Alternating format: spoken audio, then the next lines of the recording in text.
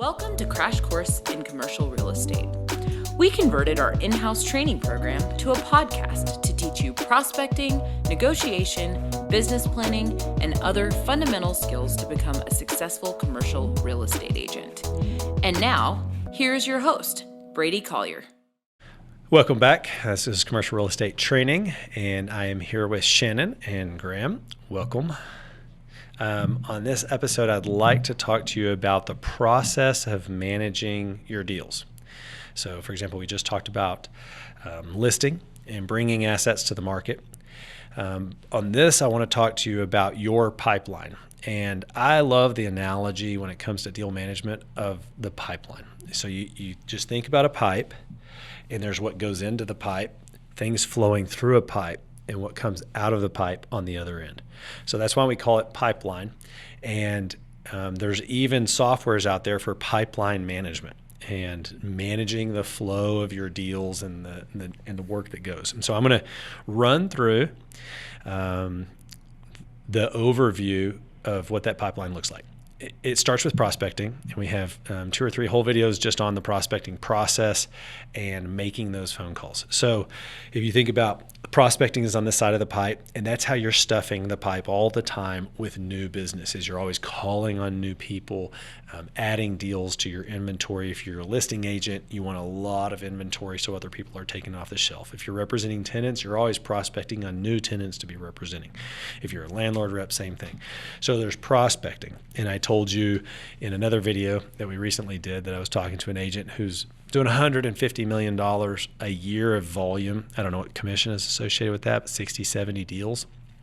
Prospects every week, been in the business for decades. So that's eternally a part of your process, is to stuff the pipe on a regular basis. I'll come back to why that's important here in a little while. So it's going to start with prospecting. And then if you're, for example, representing sellers in Lubbock, Texas, it's going to go from prospecting to listing presentations. And we just did the whole video on the 2 videos on how to bring a property to the market and how to list it. So prospecting, listing, presentations. Once you get it listed, the next thing that's going to be the standard thing is showings, interaction with other agents, figuring out how to let agents in, showing your own clients the property. So prospecting, listing presentations, showings. And then with all of those showings, if you are not getting letters of intent, and we had one video on the difference in a letter of intent and a contract. If you're not getting letters of intent on the spaces or properties that you have on the market, then there's a problem. It's a pricing problem. It's a condition problem. If it's a condition problem and your owner is not willing to do anything about the condition, then you have a pricing problem.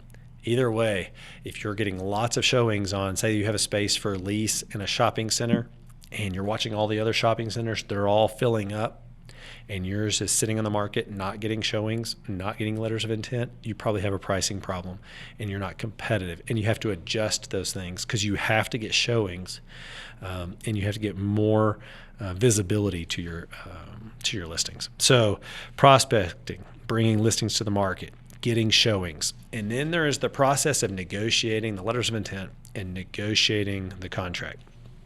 Every letter of intent does not work out. So you're going to have to negotiate multiple letters of intent and sometimes multiple contracts. And then they'll go under contract, and not every contract works out. So not every negotiation produces a contract, and not every contract produces a closing, because there's things that come up during the due diligence. Maybe they're a net leased asset buyer from California, and they make offers and get into contract on 3, do all their due diligence, and then drop 2 contracts and close on the one with their 1031 exchange. So they may be putting your listing under contract, and they're 33% chance that they're going to close it, but because they have a 1031 exchange, they have to tie up enough to where they for sure can get one of them closed so they don't pay the taxes. So in residential, if you get a deal under contract, you're closing those if you're a good agent 95% of the time. But sometimes deals fall out of contract to no fault of the seller, to no fault of the agent. It's just because the people don't go forward. And sometimes it's because they find out things in due diligence, and the next time you'll adjust the pricing or the expectations of the buyer to where they don't find things in due diligence. You give it all to them before they go under contract so you don't waste the seller's time or your time. But there is the contract period where they're under contract, and there you're continuing to work out the details to where you're helping facilitating the transaction. So that's your under contracts. So in your pipeline management tool, and if you're in the CRM, we're using Apto, but whatever your, what do you call customer? Yeah, customer relationship management. Yeah, software. So whatever it is, Salesforce, big one, Apto, it has a built-in pipeline management system. And that's really good because you're tracking your prospecting. Shannon, you were overwhelmed at the amount of prospecting. I said the average agent in our office. I'm going to take Kyle out of the equation because his business is a little bit different. But between the 2 or 3 other guys that are actively prospecting and building their business, I told you they averaged how many? You said 120 or 150 That's calls right. a week. They average 150 outgoing calls a week on prospecting to keep their pipeline full. And they make a commitment 47 weeks a year to make an average of 150. And if it's average 150, sometimes it's got to be more than that to bring their average up when they're really busy on weeks and they only get 100. So you're going to track those in your CRM so that you can tell over time, whenever I started in this business, I made 150 calls a week and it produced at the end of 6 months, 1 closing. 2 years later, I'm still making 150, but now I'm closing 12 deals in the same period. 2 years later, you should be making the same prospecting calls, but closing 24 because you're increasing the number of relationships, your efficiency, which is increased by your knowledge, your capability, and your relationships. So all of that stat tracking, you're going to track my prospecting, the number of face-to-faces we have, we track that. So, and that's a showing, whatever that face-to-face listing presentation, and then the face-to-faces, and then we're going to track letters of intent. Are you moving deals from face-to-face towards a contractual agreement? And that's to letters of intent. And then letters of intent to contract, and contracts to closing. And at the end of the year, we're going to look and say, hey, your ratio of prospecting calls to face-to-face, it's really good. But for some reason, and your face-to-face towards LOI is really good. But for some reason, when you get deals under contract, they're not going to closing at an acceptable percentage. What that means is, are you working your UCs hard enough? And that's not the normal thing, because most new brokers, when they get something under contract, it's like they're hanging their whole existence on this contract closing. So what they do is they stop prospecting, they stop doing all of everything, and they baby their UCs. They like a nursing baby with their under contract, and every day they're just following up on that deal. And you got to devote time to it, but you got to keep your pipeline flowing all the time with new deals to where it's a business. It's not all about that one deal. It's about all of your deals. It's about hitting your goals per our conversation on business planning. And so don't baby your UCs. You have to take care of them and service them well. Otherwise, they'll keep falling out. And it's frustrating to spend all that time getting listings, showing listings, going under contract, and it falls out. Because if you just serviced it a little better and it goes on to close, you're done working on that and you can put your energy on your next deal. So balancing, servicing your under contracts, servicing each one of your listings, it's a huge balancing thing. But deal management is something that you're going to become an expert on in the years to come, because that is the lifeline. It's the blood of a commercial real estate broker, is your business. Prospecting to closing and getting that commission check. That's the whole process. And learning to manage that process well is what makes you a professional, a business person, as opposed to a gunslinging realtor. So yeah, that's a real quick blast overview of deal management. Did y'all have any thoughts or questions? I mean, we can cut this out if it's a bad question, seriously. But prospecting includes... Please don't cut out the fact that he said you can cut this out. I want that on there because that was gold.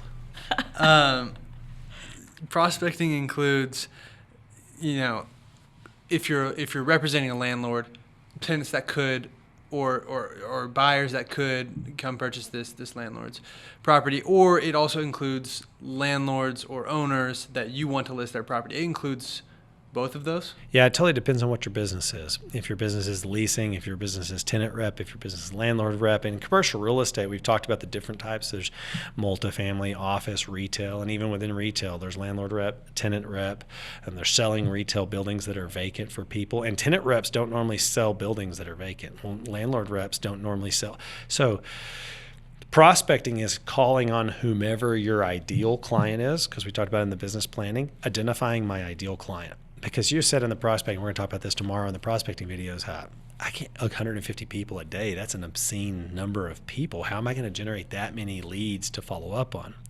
It's identifying your ideal client. Because if your ideal client is landlords, it's not rocket science. You're going to get every landlord in West Texas, put them into a database, and call them all and say, hey, who are you using to lease your things? And you build a relationship with landlords. If you're a tenant rep, you're looking at every concept moving out of Dallas or Houston or Austin, coming to West Texas and saying, I'd like to rep you on your expansion in West Texas. I'm the expert. So whatever your niche is, and that's why a generalist is hard, is because who do you call on? Because you don't have a specialty. Well, you got to determine real soon, I'm going to call on these kinds of people every single day. And so in the prospecting video tomorrow, I'm going to talk about degrees of separation. You're going to call on friends and family, close relationships first, and then you're going to call on, warm leads, and then it eventually ends in cold calling, but it will always lead to cold calling because you've got to do a lot of prospecting to continually have a growing income in the business. And so kind of what you do defines who you're prospecting. Does that make sense? Yeah, do not cut that question because it was gold. Shannon, do you have any other thoughts on managing your pipeline, managing the deal flow? And this is a silly question too, but prospecting like today, I went today to meet lenders at a bank. Are those the type of people that I would add into my, put into what we use as Apto? Yes. So I would every add one of those people, you're going to put them in there, and you got to, in the CRM, you got to put their commercial lender. Okay. And then you also put, if you had a great conversation with them, referral source. So once a quarter, you're going to call on your referral sources and say, hey, I just want to chat with you about what's going on in the commercial real estate space. Can I swing by and see you? Can I have 5 minutes at your office? And just want to update you on things that are going on in Lubbock. They're going to be like, sure. Or you're going to call on them and say, hey, are you working with any clients that I can help right now? So the people that you met today in that meeting, you'll put them in as referral source and you'll put them in as commercial lender, because whenever you get somebody who needs financing, you're going to go in and you're going to search for property contact type commercial lender, and it's going to produce a list of people you have relationships with, because you can't keep all this stuff in your brain. So your CRM is all of your prospecting will be worked through your CRM, and you're just going to live there, synced up with your phone. When you're driving, you're on a 4-hour trip, you're just going to go through your phone and just start prospecting. It's great. It's glorious. Tons of fun. Okay. So tomorrow, let's circle back up, and we're going to do several videos on the prospecting process. I'm going to answer those questions plus 1,000 more. It's going to be great. Great. Yes. All right. Thanks.